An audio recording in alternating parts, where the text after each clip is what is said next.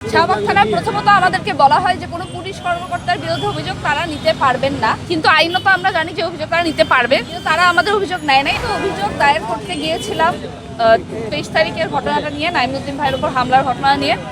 শাহবাগ থানায় প্রথমত আমাদেরকে বলা হয় যে কোনো পুলিশ কর্মকর্তার বিরুদ্ধে অভিযোগ তারা নিতে পারবেন না, কিন্তু আইনত আমরা জানি যে অভিযোগ তারা নিতে পারবে, তাদের নেয়ার কথা, কিন্তু তারা আমাদের অভিযোগ নেয় নাই। আমরা বলি যে আমরা মৌখিকভাবে বলতেছি আপনারা লিখে নেন, ডিউটি অফিসার অস্বীকৃতি জানায়, সে লিখে নেয় নাই।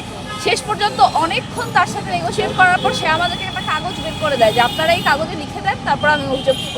সেই কাগজে আমরা ডিটেলড অভিযোগ লিখে দেওয়ার পর উনি সেই অভিযোগ রিসিভ করতে অস্বীকৃতি জানান এবং অনেকক্ষণ আমরা তাকে বলি যে আপনি অভিযোগটা শুধুমাত্র রিসিভ করেন, যেহেতু ওসি স্যারও নেই, পরবর্তীতে আমরা তার সাথে না হয় এসে কথা বলবো বা আমরা আপডেট নিব, কিন্তু শেষ পর্যন্ত তিনি আমাদের অভিযোগটা রিসিভ করেননি। ফলে শাহবাগ থানায় আজকেও আমরা কোনো অভিযোগ দায়ের করতে পারি নাই, তারা সরাসরি আমাদের অভিযোগ নিতে অস্বীকৃতি দেন।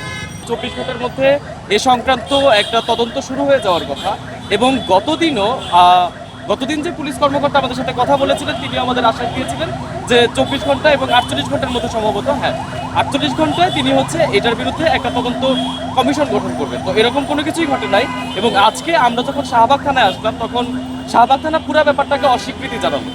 তো এখন বিগত দিনের ঘটনা অর্থাৎ নাইমুদ্দিনের উপর যে হামলা সেই ঘটনা, তার সাথে আজকে শাহবাগ থানা আমাদের সাথে যেই মানে অসহযোগিতামূলক আচরণটা করেছে, এই দুইটা বিষয়কে একত্রিত করে আমরা চেষ্টা করব ম্যাজিস্ট্রেটের কাছে যেতে, ম্যাজিস্ট্রেট বরাবর একটা বিচারিক প্রক্রিয়ার মধ্যে এই ব্যাপারটাকে নিয়ে যাওয়া যায় কিনা সেই ব্যাপারে আমরা একটা আলোচনা সাপেক্ষে একটা প্রোগ্রাম রাখবো এবং একই সাথে স্বরাষ্ট্র মন্ত্রণালয় বরাবর একটা স্মারকলিপি পেশ করব।